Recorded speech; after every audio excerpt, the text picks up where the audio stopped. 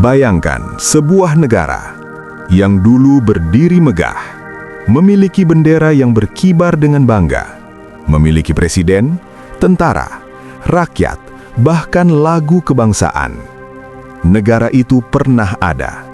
Ia pernah dicintai oleh rakyatnya. Ia pernah ditakuti oleh musuh-musuhnya. Namun hari ini, negara itu tidak lagi ditemukan di peta dunia. Tidak ada lagi perbatasannya, tidak ada lagi pemerintahannya, tidak ada lagi identitasnya. Yang tersisa hanya cerita sejarah, hanya kenangan, dan pelajaran pahit tentang kekuasaan, perang, dan persatuan. Sejarah telah membuktikan satu hal yang sangat menakutkan. Tidak ada yang benar-benar abadi di dunia ini. Bahkan sebuah negara bisa hilang. Inilah kisah dramatis tentang 7 negara yang hilang di dunia. Negara-negara yang pernah kuat, namun akhirnya runtuh, bersatu, atau terpecah menjadi bagian-bagian baru. Dan percayalah, setiap kisah di dalam daftar ini bukan sekedar cerita sejarah, tetapi kisah tentang manusia, ambisi, pengkhianatan, dan harapan. Mari kita mulai.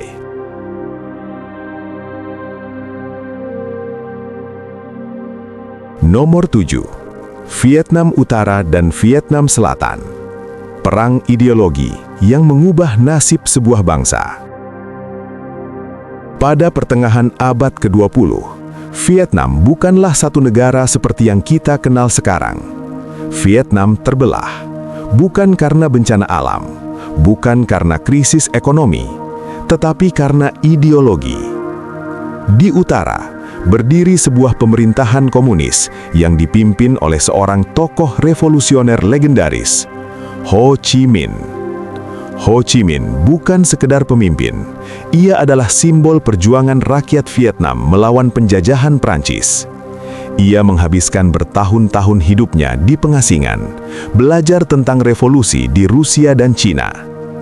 Visinya sederhana, Vietnam harus merdeka, dan Vietnam harus bersatu di bawah komunisme.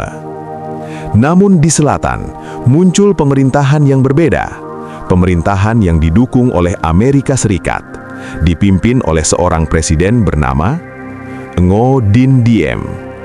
Ia anti-komunis. Ia percaya bahwa Vietnam harus menjadi negara kapitalis. Dan dari sinilah sebuah perang besar dimulai. Perang Vietnam, salah satu perang paling berdarah di abad ke-20. Tahun 1955, perang antara Vietnam Utara dan Vietnam Selatan resmi pecah. Amerika Serikat masuk ke dalam konflik ini. Mereka takut jika Vietnam jatuh ke tangan komunis, maka negara-negara lain di Asia akan ikut jatuh satu persatu. Ini disebut teori domino. Presiden Amerika saat itu, Lyndon B. Johnson, mengirim ratusan ribu tentara ke Vietnam. Helikopter berterbangan di langit, bom dijatuhkan dari pesawat, hutan-hutan dibakar dengan bahan kimia bernama Agent Orange. Akibatnya sangat mengerikan. Lebih dari 3 juta orang Vietnam tewas dan puluhan ribu tentara Amerika kehilangan nyawa. Desa-desa hancur, keluarga tercerai-berai, anak-anak kehilangan orang tua. Perang ini berlangsung selama hampir 20 tahun. Dan akhirnya, Vietnam Selatan tidak mampu bertahan. Kejatuhan Saigon, momen bersejarah tahun 1975. Tanggal 30 April 1975, kota Saigon, ibu kota Vietnam Selatan jatuh. Tank-tank Vietnam Utara masuk ke kota. Bendera komunis dikibarkan di atas istana presiden. Amerika Serikat panik. Helikopter-helikopter berusaha mengevakuasi warga dan pejabat dari atap gedung. Gambar evakuasi itu menjadi salah satu foto paling terkenal dalam sejarah dunia. Setahun kemudian, tahun 1976, Vietnam Utara dan Vietnam Selatan resmi bersatu. nama negara baru pun lahir, Republik Sosialis Vietnam. Sejak saat itu, dua negara lama, Vietnam Utara dan Vietnam Selatan, secara resmi hilang dari peta dunia. Mereka tidak lagi ada. Mereka hanya menjadi bagian dari sejarah.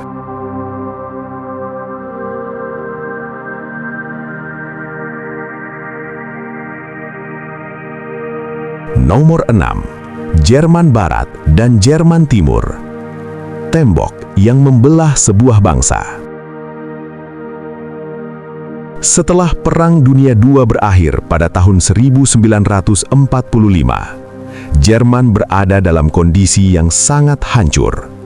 Kota-kota rata dengan tanah, ekonomi runtuh, dan miliaran orang kehilangan tempat tinggal. Namun, penderitaan Jerman belum berakhir, karena negara itu kemudian dibagi menjadi dua bagian. Dua dunia dalam satu bangsa. Jerman Barat berada di bawah pengaruh negara-negara Barat, Amerika Serikat, Inggris, dan Prancis. Sementara Jerman Timur berada di bawah kekuasaan Uni Soviet. Perbedaan ideologi membuat kehidupan di kedua sisi sangat berbeda. Jerman Barat berkembang pesat, ekonomi tumbuh, kebebasan berbicara dijamin. Namun di Jerman Timur, pemerintah mengontrol hampir semua aspek kehidupan. Rakyat diawasi, media disensor, dan kebebasan dibatasi. Akibatnya, ribuan orang mencoba melarikan diri ke Jerman Barat. Pembangunan Tembok Berlin, simbol perpecahan dunia. Tahun 1961, pemerintah Jerman Timur membuat keputusan yang sangat drastis. Mereka membangun tembok besar di tengah kota Berlin. Tembok itu dikenal sebagai Tembok Berlin. Panjangnya sekitar 155 km. Tembok itu dijaga oleh tentara bersenjata, dipenuhi kawat berduri, dan menara penjaga. Tujuannya satu, mencegah rakyat melarikan diri. Namun banyak orang tetap mencoba kabur. Beberapa berhasil, tetapi banyak juga yang ditembak mati di tempat.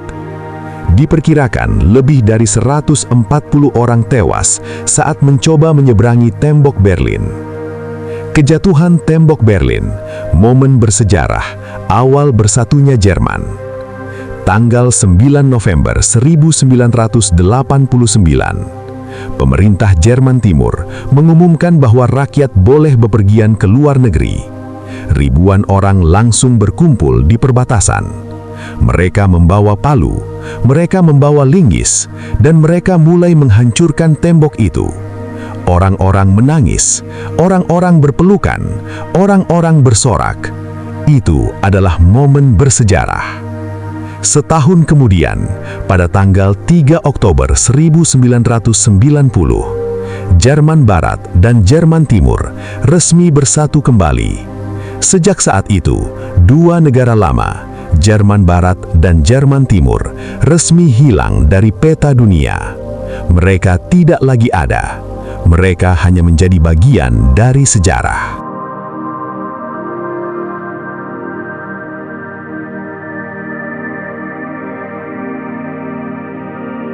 Nomor 5. Korea Lama. Negara yang terbelah karena perang dan ideologi. Dahulu, di semenanjung Korea, hanya ada satu negara. Namanya sederhana, Korea. Rakyatnya berbicara bahasa yang sama, budayanya sama, sejarahnya sama.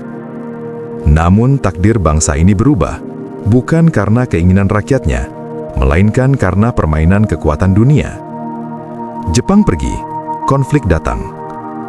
Selama puluhan tahun, Korea berada di bawah penjajahan Jepang.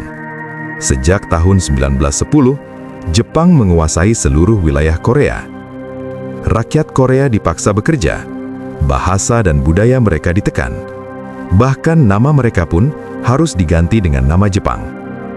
Namun ketika Perang Dunia II berakhir pada tahun 1945, Jepang kalah, dan Korea pun bebas. Tetapi kebebasan itu tidak berlangsung lama, karena dua kekuatan besar dunia langsung masuk. Uni Soviet dari utara, Amerika Serikat dari selatan. Mereka membagi Korea menjadi dua wilayah sementara, dengan garis batas di paralel ke-38. Awalnya, pembagian ini hanya sementara, tetapi politik membuatnya menjadi permanen. Lahirnya dua pemimpin, dua ideologi. Di Korea Utara, muncul seorang tokoh bernama Kim Il-sung. Ia adalah seorang pejuang gerilya yang didukung Uni Soviet. Ia percaya pada ideologi komunis. Di Korea Selatan, muncul pemimpin lain, Syngman Rhee. Ia didukung Amerika Serikat. Ia percaya pada sistem demokrasi dan kapitalisme. Dua pemimpin, dua ideologi, satu bangsa. Konflik pun tidak terhindarkan. Perang Korea, perang saudara yang menghancurkan bangsa. Tanggal 25 Juni 1950, tentara Korea Utara menyerbu Korea Selatan. Perang besar pun dimulai. Amerika Serikat dan pasukan PBB membantu Korea Selatan, sementara China dan Uni Soviet membantu Korea Utara. Perang berlangsung sangat brutal. Kota-kota hancur, desa-desa terbakar, rakyat sipil menjadi korban. Diperkirakan, lebih dari 3 juta orang tewas. Dan hingga hari ini, perang itu sebenarnya belum benar-benar berakhir. Karena pada tahun 1953, kedua pihak hanya menandatangani perjanjian gencatan senjata, bukan perjanjian damai. Korea Lama, negara yang kini hanya tinggal kenangan. Sejak saat itu, Korea tidak pernah bersatu kembali. Yang ada sekarang adalah Korea Utara, Korea Selatan. Namun negara asli yang dulu bernama Korea sudah tidak ada lagi. Ia hilang dari peta dunia, digantikan oleh dua negara yang saling berhadapan, dipisahkan oleh perbatasan paling dijaga ketat di dunia, Zona Demilitarasi Korea, DMZ. Sebuah garis sepanjang 250 km yang dipenuhi ranjau dan tentara bersenjata. Dan hingga hari ini, rakyat Korea masih bermimpi tentang satu hal: persatuan.